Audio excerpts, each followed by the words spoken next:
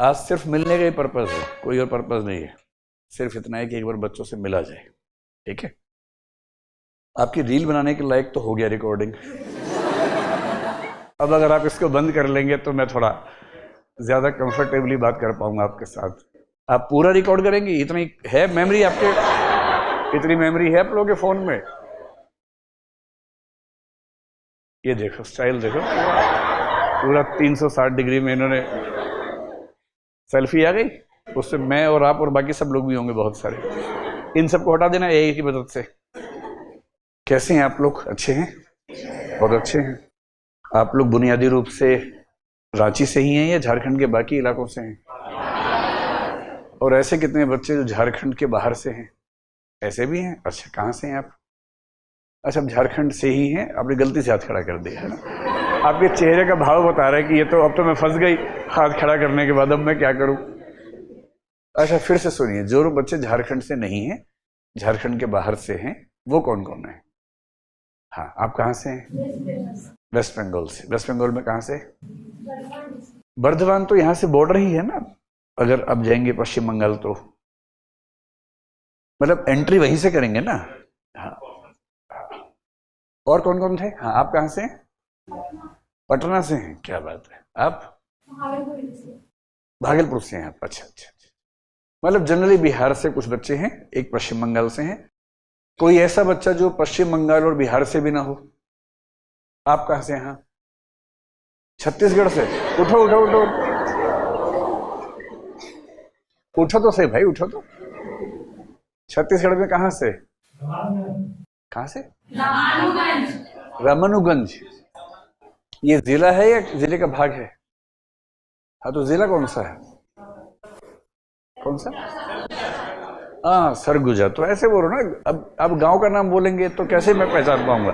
जिले का नाम बोलना चाहिए। ऐसे कोई पूछे, जैसे भारत के बाहर जाए को पूछे कहाँ से हो, आप कहे सरगुजा, तो वहां बोलना है भारत, है ना। भारत में कहीं जाए तो क्या बोलना है? छत्तीसगढ़। छत्तीसगढ़ में पूछे तो जिला, जिले के अंदर पूछे तो ब्लॉक का नाम बताना है। ठीक है, चलिए। तो मुझे बहुत खुशी है, मैं भौतिक रूप से झारखंड में पहली बार आया हूं। मानसिक रूप से तो मेरी कई यात्राएं होती रही हैं पहले। भौतिक और दैहिक रूप से पहली बार आया हूं। आप लोगों का जनरल मीडियम हिंदी है या अंग्रेजी है ज्यादा? अच्छा, जिनका इंग्लिश मीडियम होगा उनका भी खाली लिखने का इंग्लिश होगा एग्जाम में, बाकी तो हिंदी में बात करते होंगे। हाँ, हमने देखा है कि दिल्ली के बाहर जहां जहां हमारे सेंटर से, वहां इंग्लिश मीडियम का मतलब होता है कि समझाओ हिंदी में, लिखवाओ इंग्लिश में। खबरदार जो इंग्लिश बोले तो उनको इंग्लिश मीडियम से इतना ही मतलब है कि लिखवा इंग्लिश में देना, समझा हिंदी में दो हमको। क्योंकि हमें हमें समझ में आती है हिंदी, बोलने में मजा आता है हिंदी, लिखते इंग्लिश में है। वो हमने बचपन से सीख लिया है ना। तो आप में से ऐसे कितने बच्चे हैं जिनकी उम्र अभी 18 साल से कम है? ऐसे बच्चे कम हैं, अच्छी बात है। क्योंकि आजकल कभी कभी मैं कहीं जाता हूँ तो, मैं भी 4 दिन पहले जयपुर में था, वहाँ एक आरएएस का बैच था। हैं? आप 16.5 साल की हैं? उसमें थे? आपको कैसे पता? नहीं नहीं, वो पुरानी बात है, वो तो 4 साल पहले की है। मैं 4 दिन पहले की बात कर रहा हूँ, है ना। वो बच्ची आई नहीं थी, लाई गई थी भाई। लखनऊ में एक एक दीदी आई थी, अपनी बच्ची 3 साल की लेके आ गई थी, कि बोली बड़ी होके आईएएस बनेगी। मैंने कहा अभी तो खेलने दो उसको, अभी क्यों। खैर, वो तो इसे लाई थी कि बच्ची को कहाँ छोड़ें, तो साथ में बच्ची भी आ गई थी।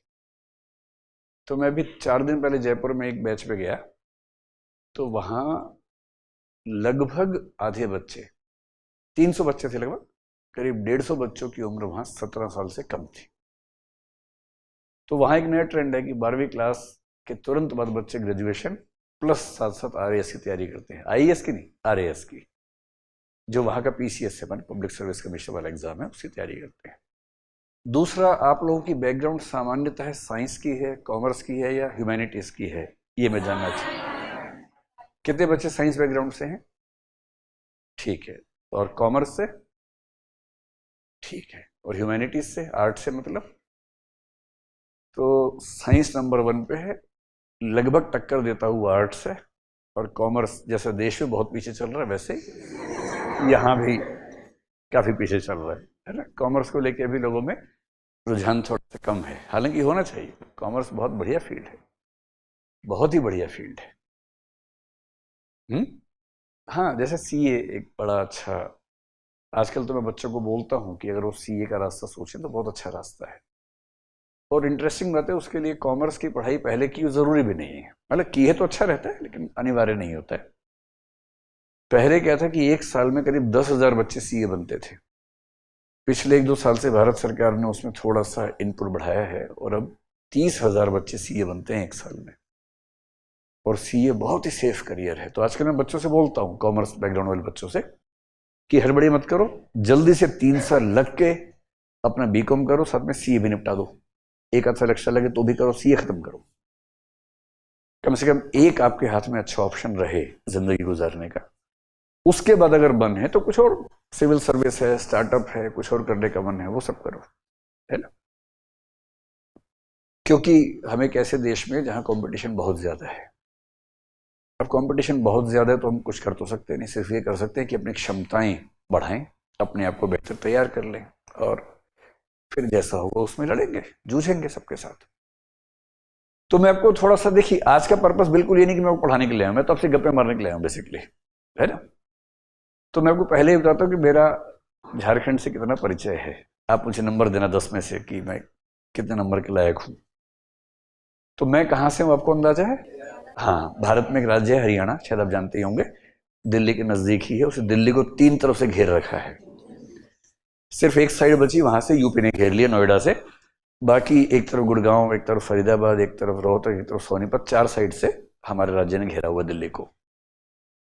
तो वहां के एक शहर में मेरी परवरिश हुई, बचपन गुजरा। मैं बचपन से ही मंच पे खूब एक्टिव रहा, डिबेट्स करने के लिए, कविताएं बोलने के लिए। क्योंकि मेरे पेरेंट्स अध्यापक रहे हैं, तो अध्यापकों के बच्चों को ना बचपन से दबाव ज्यादा रहता है कि चलो स्टेज के ऊपर चलो, नहीं जाओगे भाग। तो फिर बच्चे चले जाते स्टेज पे। आप रिकॉर्डिंग क्यों कर रहे हैं, वैसे भी रिकॉर्ड हो रहा है, आप तनाव मत लीजिए, है ना। और पता लग जाता है, आप वैसे बहुत समझदार, मैं जानता हूँ आप बहुत चालाक हैं, पर आप बहुत क्यूट भी हैं। आपके चेहरे से ही क्यूटनेस टपक रही है ना, पता लग जाता है बेटा। ऐसा नहीं है कि आप इतने सारे बच्चे तो मैं देख नहीं पा रहा हूँ, यहाँ सब बच्चे दिखते रहते हैं। आप कल को यहाँ आएंगे तो समझ में आएगा, दिख जाता है यहाँ से, है ना। आपको लग रहा था कि इतनी देर से मुझे नहीं पकड़ पा रहे, लगातार दिख रहा था। मैं सोच रहा था कि शायद अपने आप कर लेंगे, अपने आप कर लेंगे, लेकिन आपने जब कह दिया कि ना, जब तक टोकोगे नहीं तब तक रुकूंगा नहीं, तो फिर मुझे लगा चलो मैं टोक देता हूँ। तो मुझे अभी 10 मिनट पहले एक बात याद है, जब मैं आ रहा था ना, अचानक मैंने एक चौक देखा, उस पर लिखा था एल्बर्ट एका चौक। तो मुझे बचपन की एक मेमोरी कौन धरे दिमाग में। मैं शायद 5वीं क्लास में रहा हूँगा, और मेरी माता जी जो हमारे स्कूल में अध्यापक थी, उन्होंने मुझे एक कविता दी थी याद करने के लिए कि सुनानी है स्कूल के सारे बच्चों के सामने। 2000 बच्चे हमारे स्कूल में थे लगभग। तो उस कविता की पहली लाइन ये थी, मैं शहीद एल्बर्ट एका है नाम मेरा, रांची के निकट बिहार प्रांत में है गांव मेरा। तब रांची बिहार में था, तब झारखंड नहीं था, तब बिहार का ही दक्षिणी हिस्सा ये राज्य हुआ करता था। फिर एक प्रयोग हुआ था जिसको जैक बोलते हैं, झारखंड ऑटोनॉमस काउंसिल, शायद आप जानते होंगे।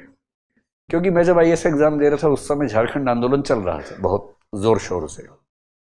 मैंने 1996 से 2003 तक एग्जाम दिया, मतलब पहले 3 साल दिया, फिर 5 साल ब्रेक करके एक बार फिर दिया। उसी बीच में 2000 ईस्वी में खबर आई कि बधाई हो, झारखंड हुआ है। और एक ही दिन में देश में 3 बच्चे हुए थे, झारखंड भी हुआ था, आपका छत्तीसगढ़ भी हुआ था भाई साहब, और उत्तराखंड भी हुआ था। एक साथ 3 राज्य हुए थे। वाजपेयी जी की सरकार थी, उनका वायदा था इलेक्शन से पहले का 1998 का कि अगर हम सत्ता में आएंगे तो हम 3 राज्यों को जन्म देंगे। तो दिया भी, क्योंकि उसके पहले झारखंड ऑटोनॉमस काउंसिल का जो प्रयोग था उतना सफल रहा नहीं था। और जेएमएम आप जानते होंगे, झारखंड मुक्ति मोर्चा, अब तो शायद वो पॉलिटिकल पार्टी है, सत्ता में भी शायद है ही, हाँ उन्हीं की सरकार भी है ना। अरे 25 साल आपके भी हुए होंगे ना, 2000 ईस्वी में ये, हाँ 15 नवंबर आपका है ना। हाँ, कल मेरे मन में ये बात आई रात को कि ये 26 की जगह 15 को होता सेमिनार तो कितना अच्छा होता। खैर आज भी छोटी बात नहीं, आज संविधान दिवस है और मैं थोड़ा संविधान को लेकर ज़्यादा इमोशनल रहता हूँ, तो संविधान दिवस हमारे लिए बड़ा महत्वपूर्ण होता है। आज ही के दिन पिछले साल हमारी नोएडा ब्रांच की शुरुआत हुई थी और आज ही के दिन इस साल हम 26 नवंबर को बड़ा पवित्र मानते हैं, तो कोशिश करते हैं कि उस दिन इसका कुछ करें। तो 15 नवंबर पे आपकी रजत जयंती पूरी हुई, आप लोगों को बधाई एक नए राज्य के रूप में। उसके बाद दूसरा परिचय मेरा कैसे हुआ झारखंड के साथ, जब मैं, आप तो खैर इंटरनेट के ज़माने में हैं, यूट्यूब और इंस्टा, टिकटॉक तो अब रहा नहीं, बेचारा शहीद हो गया, लेकिन एक ज़माने में टिकटॉक भी था ही। तो मरहूम टिकटॉक को अगर हम थोड़ा भूल जाएं तो आप तो इंस्टा वाले बच्चे होंगे ना, और स्नैपचैट वाले होंगे जिसमें मुंह खरगोश जैसा बन जाता है, सींग निकल जाते हैं, वो वाला, वो आप सब यूज़ करते ही होंगे, है ना। तो जब हम आपकी उम्र में थे, आपसे छोटे थे, हमारे पास ये सब कुछ नहीं था। तब भारत में टेलीविज़न आने की शुरुआत हो रही थी। 1975 के आसपास पहली बार टेलीविज़न का एक्सपेरिमेंट हुआ, जब हम 2 साल के थे। पर वो एक्सपेरिमेंट था, घरों में नहीं आया था।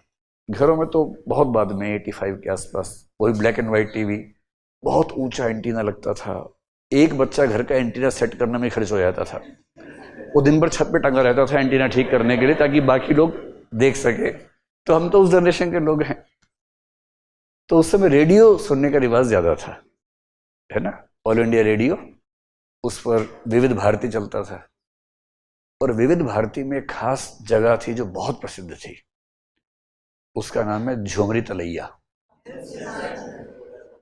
और वो आपके मतलब झारखंड राज्य में ही है, कोडरमा में है।